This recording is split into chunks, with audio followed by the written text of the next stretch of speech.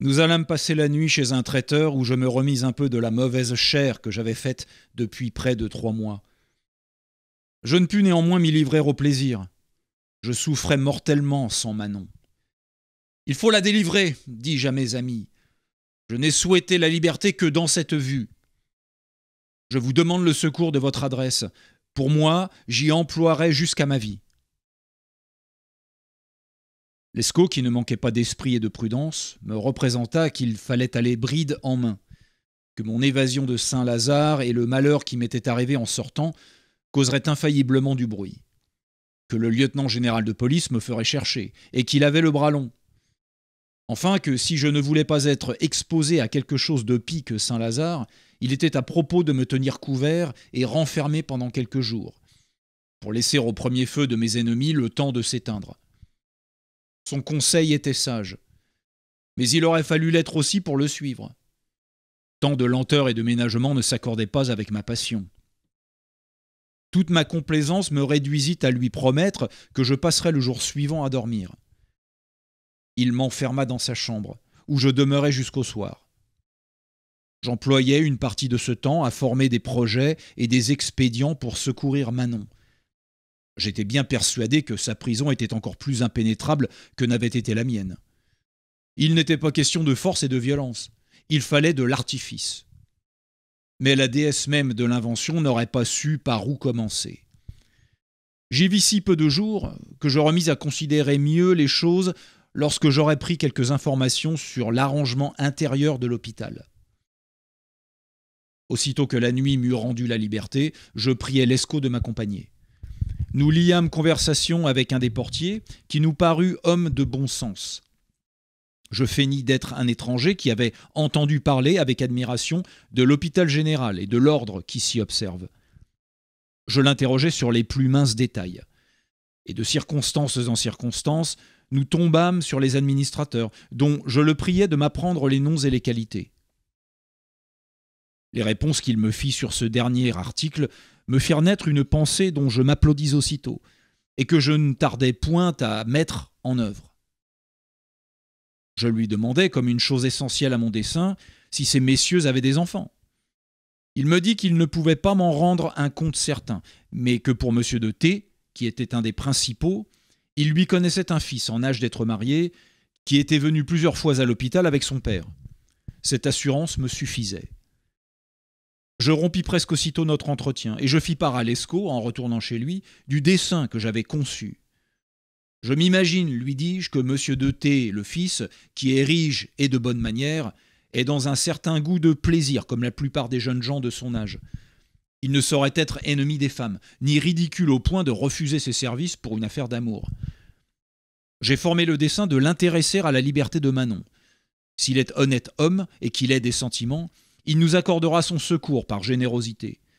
S'il n'est point capable d'être conduit par ce motif, il fera du moins quelque chose pour une fille aimable, ne fût-ce que par l'espérance d'avoir part à ses faveurs. Je ne veux pas différer de le voir, ajoutai-je, plus longtemps que jusqu'à demain. Je me sens si consolé par ce projet que j'en tire un bon augure.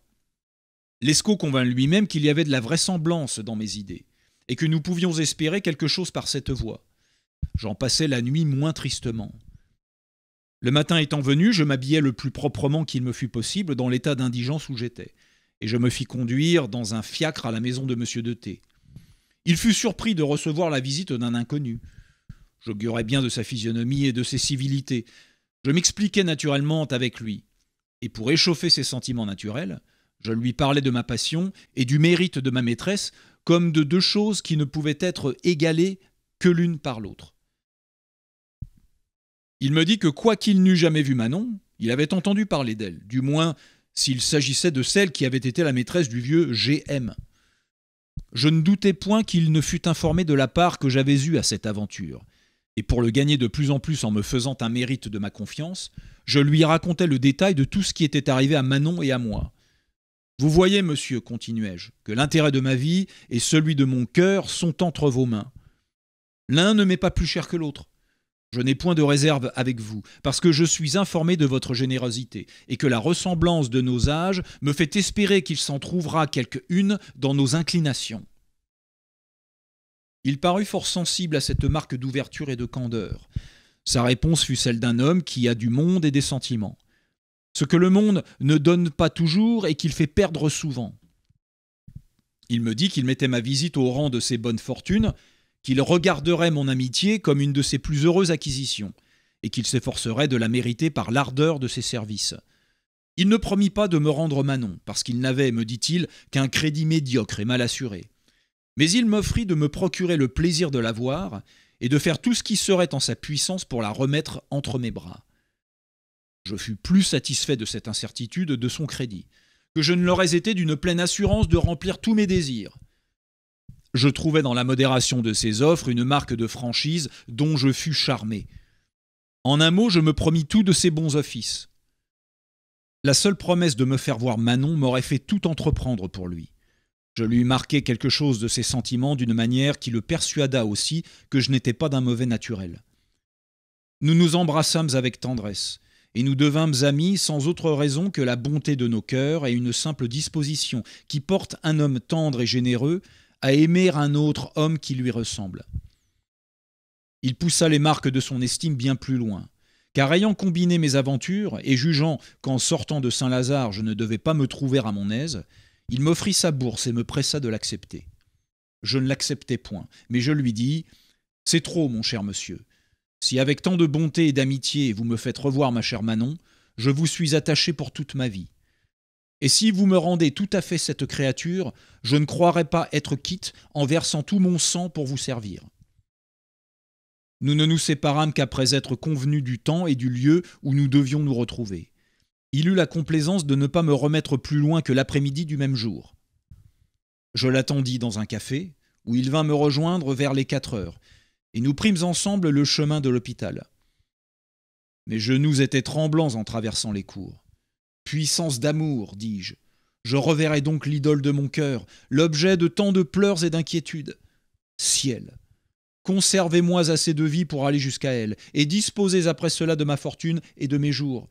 Je n'ai plus d'autre grâce à vous demander. » Monsieur de T parla à quelques concierges de la maison qui s'empressèrent de lui offrir tout ce qui dépendait d'eux pour sa satisfaction. Il se fit montrer le quartier où Manon avait sa chambre, et l'on nous y conduisit avec une clé d'une grandeur effroyable qui servit à ouvrir sa porte. Je demandai au valet qui nous menait qui était celui qu'on avait chargé du soin de la servir, de quelle manière elle avait passé le temps dans cette demeure.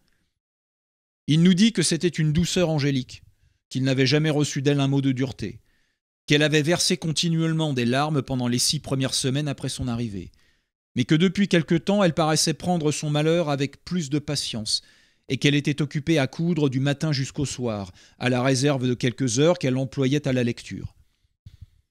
Je lui demandai encore si elle avait été entretenue proprement. Il m'assura que le nécessaire du moins ne lui avait jamais manqué. Nous approchâmes de sa porte. Mon cœur battait violemment. Je dis à monsieur de T, « Entrez seul et prévenez-la sur ma visite, car j'appréhende qu'elle ne soit trop saisie en me voyant tout d'un coup. » La porte nous fut ouverte. Je demeurai dans la galerie. J'entendis néanmoins leur discours.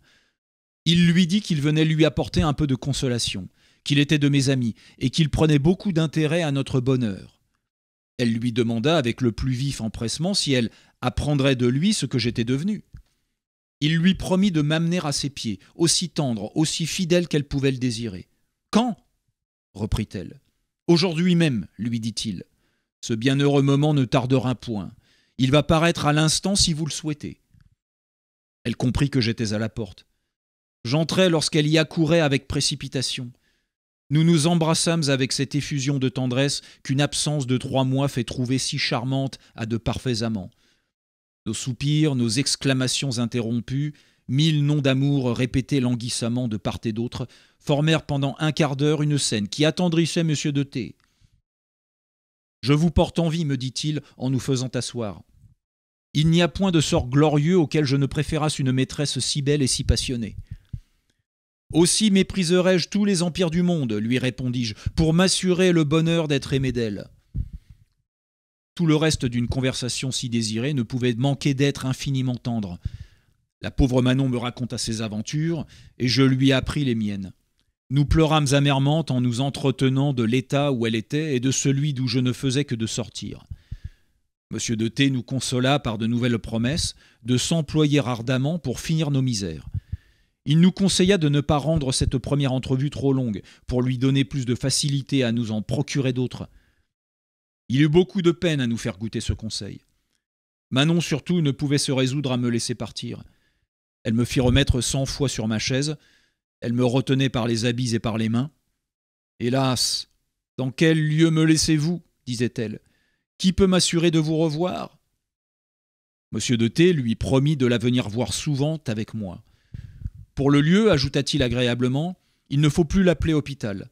C'est Versailles depuis qu'une personne qui mérite l'empire de tous les cœurs y est renfermée. Je fis en sortant quelques libéralités au valet qui la servait, pour l'engager à lui rendre ses soins avec zèle. Ce garçon avait l'âme moins basse et moins dure que ses pareils. Il avait été témoin de notre entrevue. Ce tendre spectacle l'avait touché. Un louis d'or, dont je lui fis présent, acheva de me l'attacher. Il me prit à l'écart en descendant dans les cours. « Monsieur, me dit-il, si vous me voulez prendre à votre service ou me donner une honnête récompense pour me dédommager de la perte de l'emploi que j'occupe ici, je crois qu'il me sera facile de délivrer mademoiselle Manon. » J'ouvris l'oreille à cette proposition. Et quoique je fusse dépourvu de tout, je lui fis des promesses fort au-dessus de ses désirs. Je comptais bien qu'il me serait toujours aisé de récompenser un homme de cette étoffe. « Sois persuadé, lui dis-je, mon ami, qu'il n'y a rien que je ne fasse pour toi, et que ta fortune est aussi assurée que la mienne. » Je voulus savoir quels moyens il avait dessein d'employer. « Nul autre, me dit-il, que de lui ouvrir le soir la porte de sa chambre et de vous la conduire jusqu'à celle de la rue, où il faudra que vous soyez prête à la recevoir. » Je lui demandai s'il n'était point à craindre qu'elle ne fût reconnue en traversant les galeries et les cours. Il confessa qu'il y avait quelque danger, mais il me dit qu'il fallait bien risquer quelque chose. Quoique je fusse ravi de le voir si résolu, j'appelai M. de T pour lui communiquer ce projet et la seule raison qui pouvait le rendre douteux. Il y trouva plus de difficultés que moi. Il convint qu'elle pouvait absolument s'échapper de cette manière. « Mais si elle est reconnue, continua-t-il, si elle est arrêtée en fuyant, c'est peut-être fait d'elle pour toujours. D'ailleurs, il vous faudrait donc quitter Paris sur le champ, car vous ne seriez jamais assez caché aux recherches. On les redoublerait autant par rapport à vous qu'à elle. Un homme s'échappe aisément quand il est seul, mais il est presque impossible de demeurer inconnu avec une jolie femme. » Quelque solide que me parut ce raisonnement, il ne put l'emporter dans mon esprit sur un espoir si proche de mettre Manon en liberté. Je le dis à M. de T, et je le priai de pardonner un peu d'imprudence et de témérité à l'amour. J'ajoutai que mon dessein était en effet de quitter Paris pour m'arrêter, comme j'avais déjà fait, dans quelques villages voisins. Nous convînmes donc avec le valet de ne pas remettre son entreprise plus loin qu'au jour suivant. Et pour la rendre aussi certaine qu'il était en notre pouvoir, nous résolûmes d'apporter des habits d'homme dans la vue de faciliter notre sortie. Il n'était pas aisé de les faire entrer, mais je ne manquais pas d'invention pour en trouver le moyen. Je priai seulement M. de T de mettre le lendemain 2 vestes légères l'une sur l'autre, et je me chargerai de tout le reste. Nous retournâmes le matin à l'hôpital. J'avais avec moi, pour Manon, du linge, des bas, etc., et par-dessus mon juste-au-corps, un surtout qui ne laissait rien voir de trop enflé dans mes poches. Nous ne fûmes qu'un moment dans sa chambre. M. de T lui laissa une de ses 2 vestes, je lui donnai mon juste-au-corps, le surtout suffisant pour sortir. Il ne se trouva rien de manque à son ajustement, excepté la culotte, que j'avais malheureusement oubliée. L'oubli de cette pièce nécessaire nous eût sans doute apprêtés à rire, si l'embarras où il nous mettait eût été moins sérieux. J'étais au désespoir qu'une bagatelle de cette nature fût capable de nous arrêter.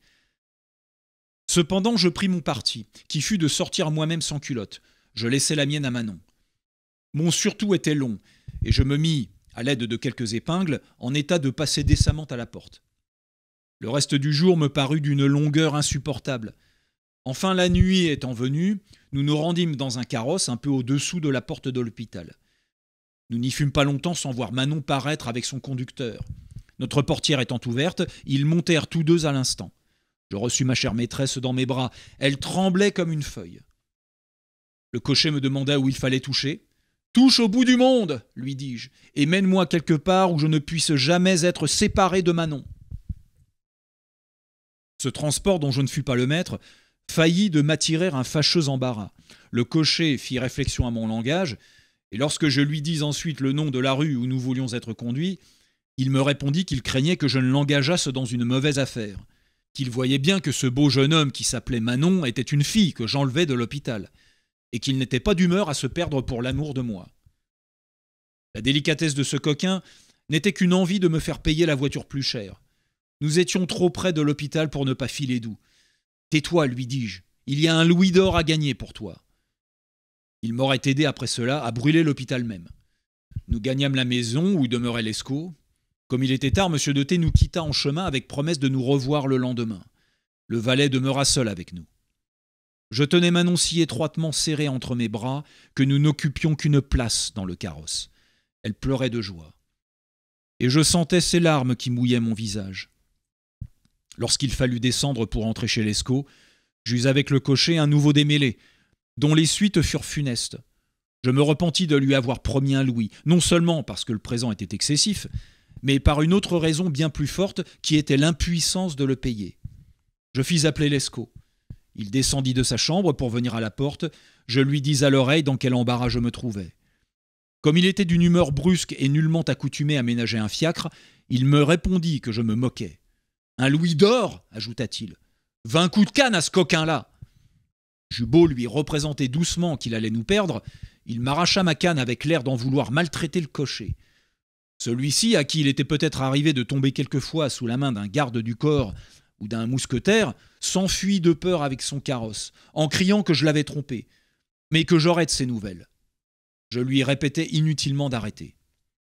Sa fuite me causa une extrême inquiétude. Je ne doutais point qu'il n'avertît le commissaire. « Vous me perdez, dis-je à Lescaut. Je ne serai pas en sûreté chez vous. Il faut nous éloigner dans le moment. » Je prêtai le bras à Manon pour marcher, et nous sortîmes promptement de cette dangereuse rue. Lescaut nous tint compagnie. Le chevalier des Grieux ayant employé plus d'une heure à ce récit, je le priai de prendre un peu de relâche et de nous tenir compagnie à souper. Notre attention lui fit juger que nous l'avions écouté avec plaisir. Il nous assura que nous trouverions quelque chose encore de plus intéressant dans la suite de son histoire. Et lorsque nous eûmes fini de souper, il continua dans ces termes.